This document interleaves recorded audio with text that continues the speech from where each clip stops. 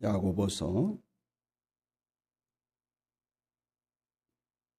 5장 7절로 11절 말씀까지 우리 한 절씩 교독하겠습니다. 그러므로 형제들아 주께서 강림하시기까지 길이 참으라. 보라, 농부가 땅에서 나는 귀한 열매를 바라고 길이 참아 이른 비와 늦은 비를 기다리나니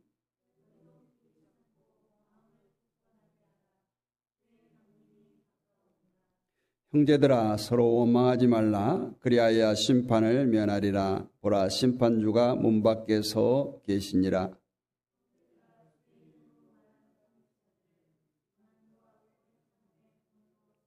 같이 읽습니다. 보라, 인내하는 자를 우리가 복되다 하나니 너희가 욥의 인내를 들었고 주께서 주신 결말을 보았거니와 주는 가장 자비하시고 긍휼히 여기시는 이시니라. 아멘. 할렐루야. 벌써 6월입니다. 세월 참 빠르죠. 엊그제 추위에 떨었던 것 같은데 이제 덥다고 아우성드립니다. 오늘 본문 말씀을 통해서 오래 참으라. 언젠가 회복이라는 다큐멘터리 영화가 있었습니다. 그 내용인즉 정통 유대인들과 기독교인들의 갈등을 그린 내용입니다. 기독교인들은 늘 이스라엘 회복 이것을 말하고 있죠. 1948년 이스라엘이 정치적 독립을 했지만 여전히 주변국들과 분쟁이 그치지 않고 전쟁이 그치지 않고 항상 화약고와 같은 그런 긴장 상태가 계속되어지는 것이 이스라엘의 상황입니다. 굳이 무화과나무 비유를 들이대지 않더라도 이 영화가 주는 교훈은 복음이 시작된 이스라엘이 회복되어야 된다.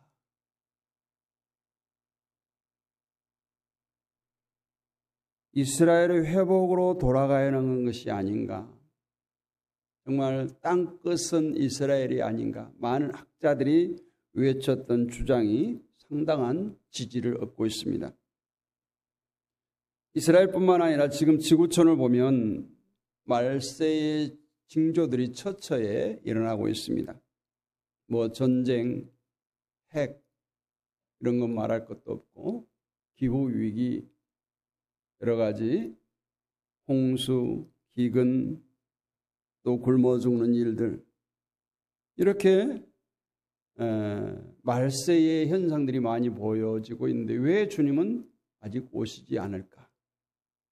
왜 아직 오시지 않을까? 오늘 본문 말씀은 주님의 재림을 소망하고 오래 참기를 권면하는 야고보 사도의 그런 말씀입니다. 성경은 주님이 재림하실 때에 대해서 명확히 말씀한 바가 없어요. 그날과 그때는 오직 하나님만이 아신다라고 말했죠.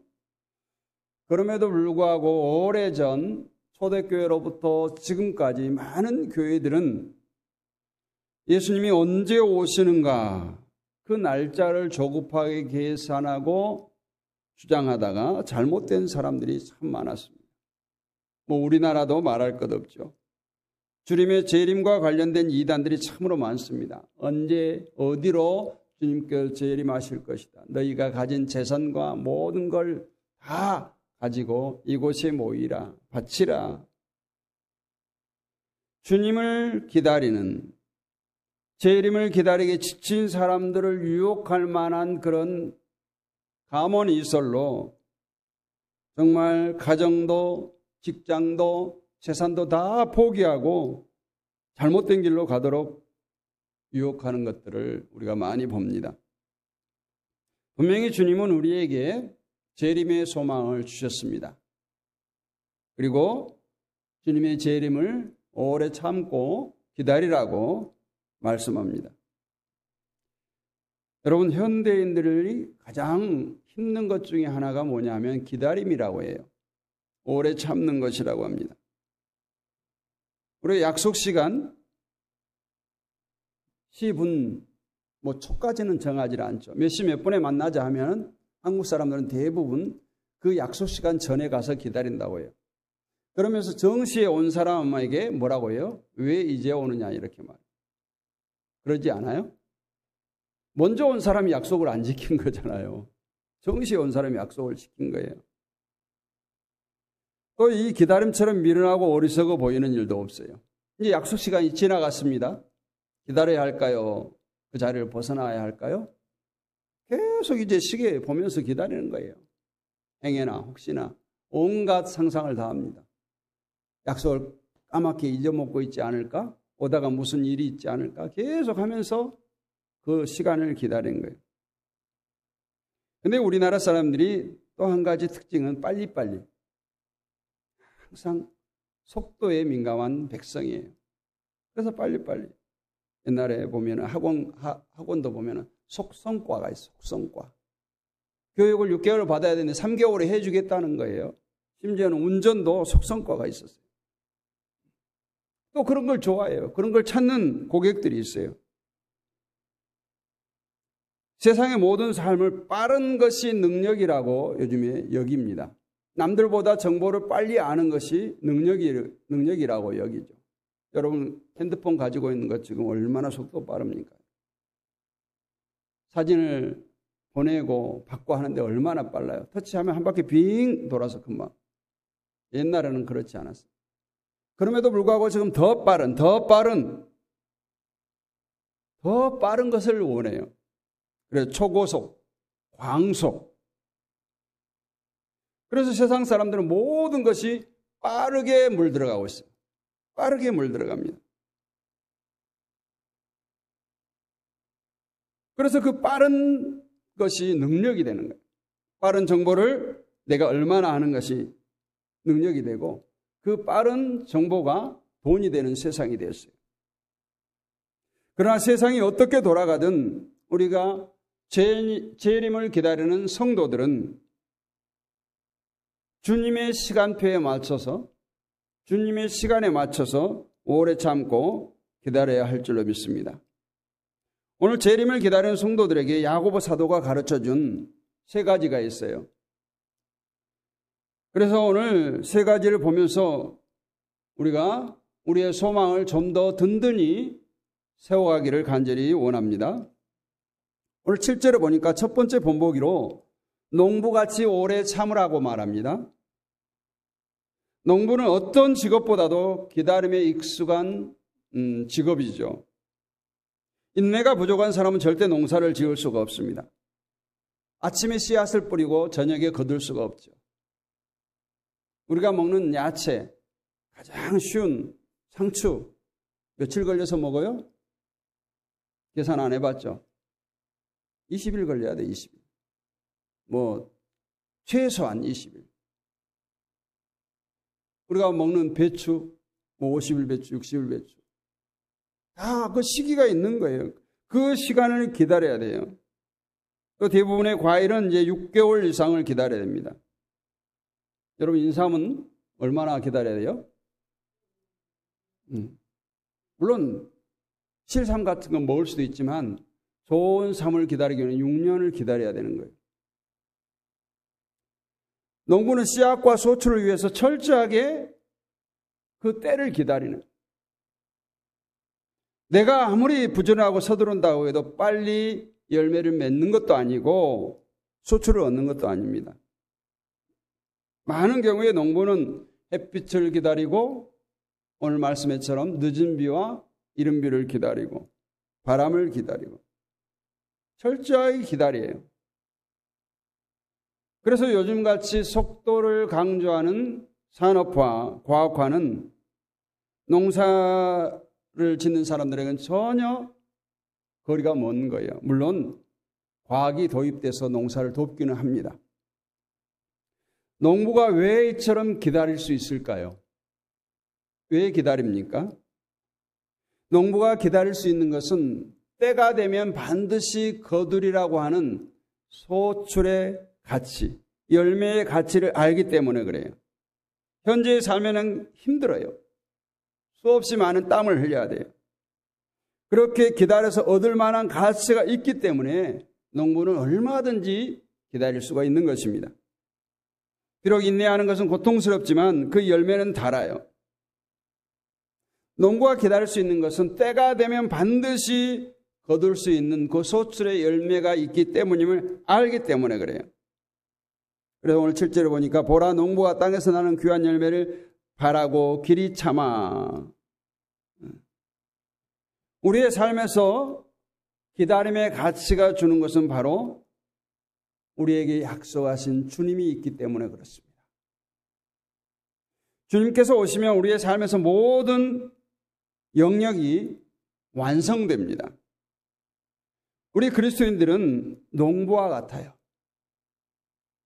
하나님 앞에서 영적인 농부예요. 하나님 아버지는 우리가 이 땅에서 추수의 열매를 많이 거둘 것을 원하십니다. 우리가 이 땅에서 거두고 맺어야 할 열매가 뭘까요? 많이 있죠. 그 중에서 갈라디아 5장 22, 23절에 보면 사랑과 희락과 화평과 오래 참과 자비와 양성과 충성과 온유와 절제니 이 같은 것을 금지할 법. 성령의 9가지 열매죠. 그런데 이러한 열매조차도 우리의 뜻대로 주렁주렁 열리지 않는다는 거예요. 금방 되지 않아요. 시간이 필요하고 기다림이 필요하고 인내가 필요합니다. 우리가 알아야 할 것은 이런 열매를 맺기까지 기다리는 과정 가운데 우리들의 마음을 굳게 하라는 거예요. 그래서 8절에서 너희가 길이 참고 마음을 굳게 하라. 마음을 굳게 하라는 건 흔들리지 말라는 거예요. 변심하지 말라는 거예요. 마음을 굳게 해야 추수의 열매를 거둘 수가 있습니다. 여러분 생각해 보세요. 농부가 한 해의 농사를 짓고 열매를 거둘 때까지 기다림 속에 많은 어려움들이 있겠죠. 때로는 태풍이 불어서 원치 않게 많은 나무가 찢어지고 열매가 떨어지고 그냥 바람에 쓰러지고 또 비가 오지 않아서 걱정을 하기도 합니다. 또는 또 비가 너무 많이 와서 홍수가 나서 논을 쓸어버리기도 하죠. 또 많은 병들이 식물을 해치기도 합니다. 그러므로 농부는 마음을 굳게 해야 추수 때까지 농사를 잘 지을 수가 있어요. 영적인 농부인 그리스도인들의 삶에 열매를 맺기 위해서도 마찬가지로 마음을 굳게 해야 합니다. 흔들리지 말아야 돼요. 영적인 열매를 거두는 영적 농부로서 우리들의 삶에 가장 경계해야 할 마음이 하나 있어요. 그것은 바로 원망하는 것입니다. 원망하는 것은 하나님의 뜻이 아니에요. 그런데 원망하는 이유가 뭐냐? 마음을 굳게 하지 않아서예요. 되게 원망하는 것은 기대가 있어요. 바라는 것이 있어요. 그런데 그 기대대로, 바람대로 안 됩니다. 그럴 땐 원망하죠. 남을 원망하고 하나님을 원망하고 또 자기 자신을 원망하기도 합니다. 가끔 가을에 김장철이 되면 배추 농사를 짓던 그 농부들이 갑자기 몇천 평 되는 배추밭을 트랙터로 가는 모습들을 가끔 봅니다. 배추값이 폭락하니까 배추를 거둘 그리고 운송할 그 경비도 안 나오는 거예요. 그 농부에게 어떤 기자가 묻습니다. 이렇게 배추밭을 갈아엎는 그 심정이 어떻습니까? 그러니까 농부가 이렇게 대답해요. 누구를 원망하겠습니까? 내년을 다시 기약해야죠. 농부의 마음은 그런 거예요. 이것이 바로 현실의 어려움을 이기는 모습입니다. 만일 그가 세상을 원망하고 사회를 원망하고 패배주의에 빠져서 농사 못 짓겠다. 매일 술만 마시고 세상을 원망하고 하늘을 원망한다면 그의 생애는 결국 실패한 생애가 될 것입니다. 우리 그리스도인들은 매사를 믿음으로 기다려야 됩니다. 우리가 신앙생활을 열심히 함에도 불구하고 고난이 있어요. 실패도 있어요. 그래도 기다려야 됩니다. 비록 고통스러운 문제가 있을지라도 믿음 위에 든든히 서야 합니다. 여러분, 농부를 통해서 우리가 기억해야 할 영적 자세가 무엇입니까? 추수를 기다리면서 쉬지 않고 열심히 일한다는 거예요. 고난당하고 원망당할 만한 일을 당한다고 할지라도 우리 그리스도인들은 영적인 농부로서 그 영적인 일들을 쉬지 말아야 합니다. 우리나라의 과거 농사짓기가 어렵다고 너도 나도 도시로 떠났죠. 이것이 오늘날 우리 먹거리, 우리나라의 농사의 실패 원인입니다. 근데 가끔 이제 젊은이들이 귀농을 하죠. 젊은이들이 일을 해야 됩니다. 종종 영적 일꾼으로서 고난이 있고 어려움이 찾아올 때 나 이제 이 일 그만할 거야. 또는 이것이 하나님의 뜻이 아닌가 봐. 이렇게 하고 그 일을 멈추거나 하지 않습니다. 우리가 알아야 할 것은 우리의 신앙의 열매는 쓰임 받으면서 일하면서 맺혀져 간다라고 하는 사실이에요. 제가 찬양을 부르고 설교를 준비하면서 제가 많이 은혜를 받습니다. 준비하면서 은혜를 받아요. 유명한 설교를 들을 때 은혜를 받는 것이 아니라 좋은 찬양 사역자가 부르는 찬양을 들을 때 은혜 받는 것이 아니라 내가 말씀을 연구하고 기도하고 묵상할 때 은혜가 되고 내가 잘 못하지만 새로운 찬송을 부르려고 연습하고 내가 그 찬양을 할 때 은혜가 되는 거예요. 왜 그렇습니까? 바로 그 일이 어렵고 고통스럽지만 말씀을 준비하면서 은혜를 받고 찬양을 준비하고 찬양을 부르면서 내 자신을 돌아보기 때문에 그렇습니다. 여러분, 오늘 말씀은 오래 참으라고 합니다. 애기 엄마가 내 애기를 좀 돌봐달라고 맡기고 외출을 했습니다. 12시까지 오겠습니다 했어요. 12시까지 오겠노라 하고 이 사람이 애기를 맡았습니다. 근데 애기 엄마가 12시가 지나도 오지 않습니다. 여러분, 어떻게 해야 할까요? 약속 시간 12시니까 애기 혼자 놓고 그 자리를 벗어나야 됩니까? 애기 엄마가 올 때까지 애기를 돌봐줘야 돼요. 오래 참는 것이 그거예요. 제가 이 말씀을 준비하면서 이 오래 참으라고, 오래라고 하는 것이 얼마인가? 오래. 바로 주님의 때. 믿습니까? 주님의 때까지 참으라는 거예요. 그래서 오늘 본문이 주님의 재림을 기다리는 주님의 일꾼으로서 영적인 농부의 자세를 가지고 어려움이 있어도 원망하지 말고 믿음에 굳게 서라는 거예요. 그리고 오래 참고 인내하면 열심히 주의 일을 할 때에 주님은 반드시 온다. 반드시 열매를 거두게 된다. 이 말씀이 저 여러분의 삶의 이정표가 되기를 원합니다.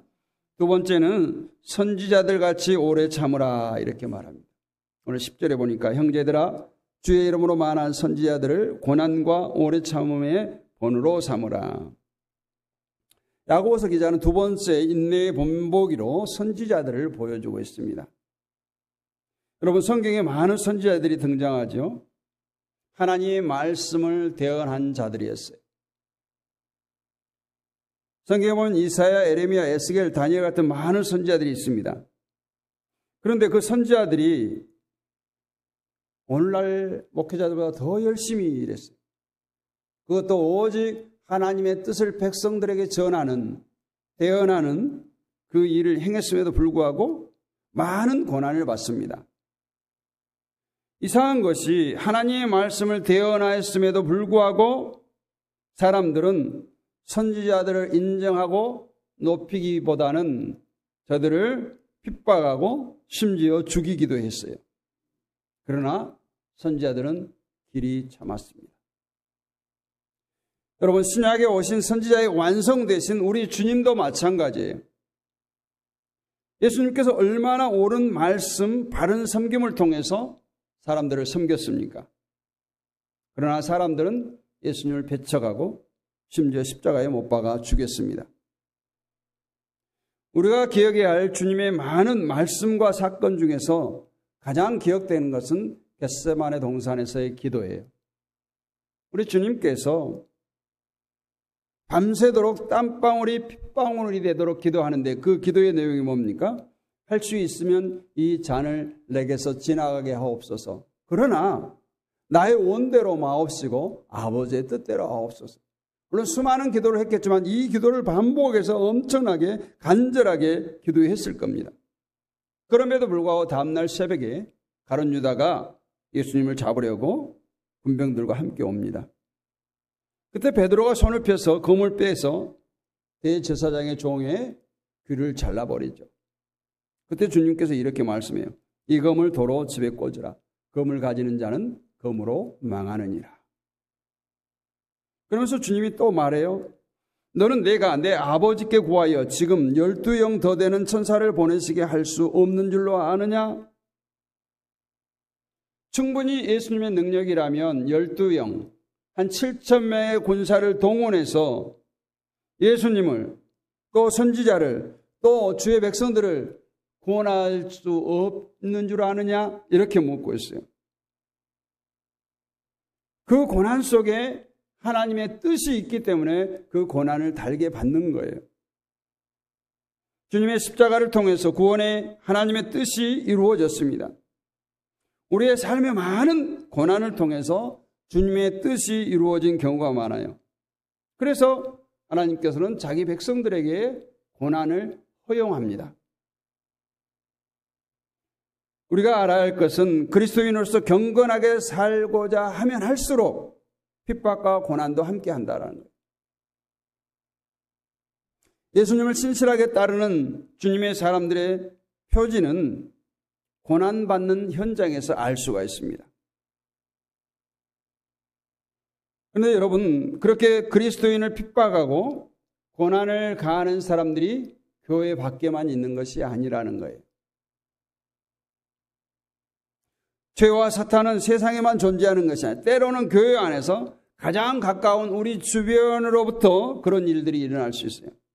때로는 믿음의 사람을 핍박하고 고난을 강요하는 그 가해자가 나일 수도 있어요. 나의 믿음 없음으로 인해서, 나의 미성숙함으로 인해서 마귀의 유혹에 넘어왔기 때문에 그래요. 내가 그런 것이 아니라 내 안에 있는 마귀가 그렇게 하는 거예요. 그렇게 행할 수밖에 없는 연약함이 우리들에게 있다라는 거예요.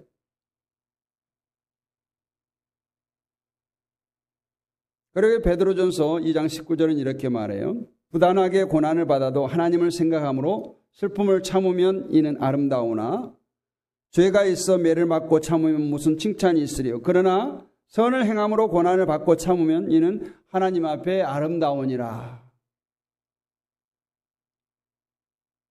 이전 개역 한글에는 애매한 고난이 있을지라도 참으라 이렇게 했죠. 오늘 부당하게 고난을 받아도 참으라는 거예요. 그렇게 주님께서 말씀하신 이유는 바로 주님께서 갚아주실 것이기 때문에 그렇습니다. 비록 당시에는 힘들고 어렵지만 주님을 생각하면서 참고 기다리면 주님께서 때가 되면 높이시고 상급으로 갚아주시겠다는 거예요. 대부분 그리스도인들은 신앙생활을 하면서 고난을 피하고 싶어 합니다. 상처를 받지 않으려고 해요. 그러나 우리가 알아야 할 것은 고난받는 것, 상처받는 것을 두려워하지 않아야 된다는 거예요. 남에게 상처를 받고 그 상처를 치유받은 경험이 있는 사람만이 또 다른 사람을 도와줄 수가 있어요. 믿음 안에서 고난받는 사람이 믿음의 성숙함을 경험합니다. 그런데 왜 우리가 상처받고 왜 우리가 고난을 받아야 되는가?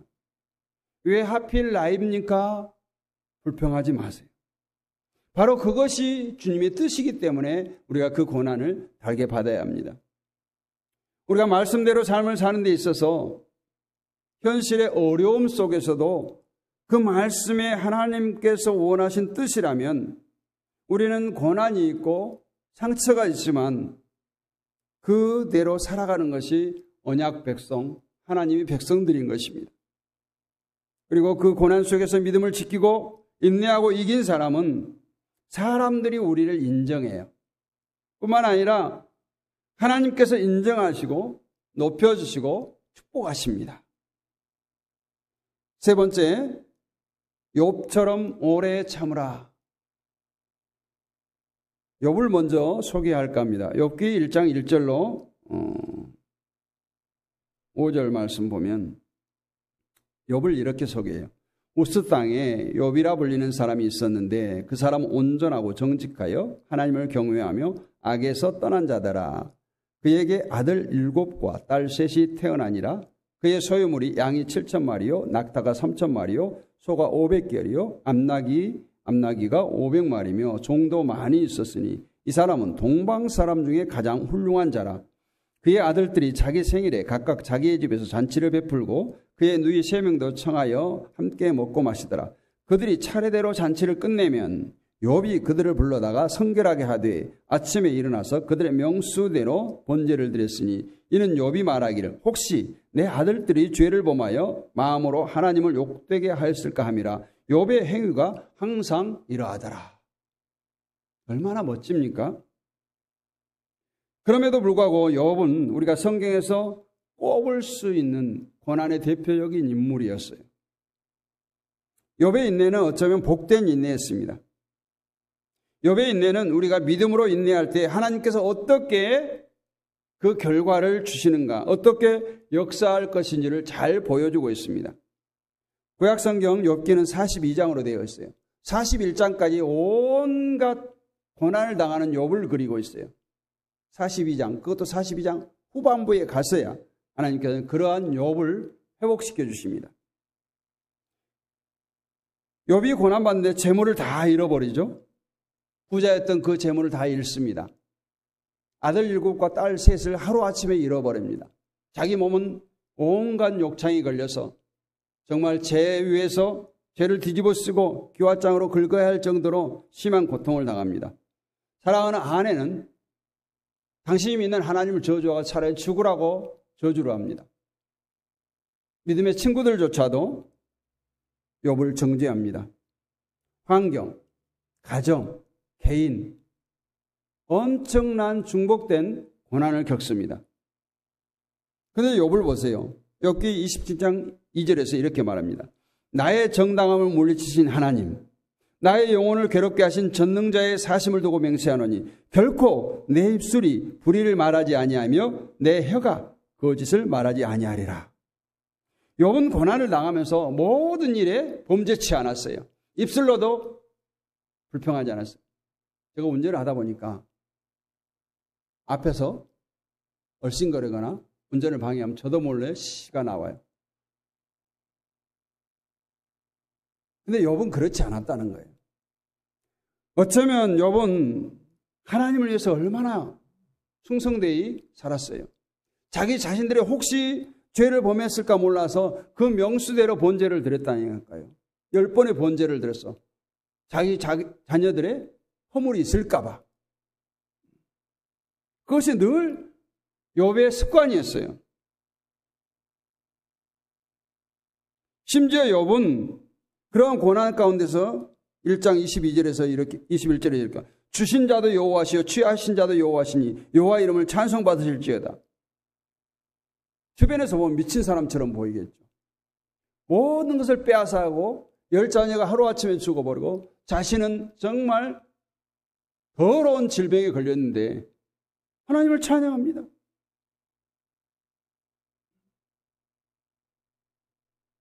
욥은 인내하면서 고난을 이겼습니다. 문제는 여러분, 욥이 왜 고난당했을까요? 왜 고난당하죠? 욥은 어려운 사람이에요. 하나님께서 자랑했던 사람이에요. 그런데 이러한 욥에게 엄청난 고난이 일어났어요. 욥 자신도 자신이 왜 이 고난을 당하는지를 몰랐어요. 근데 하나님과 마귀와 모종의 거래가 있었잖아요.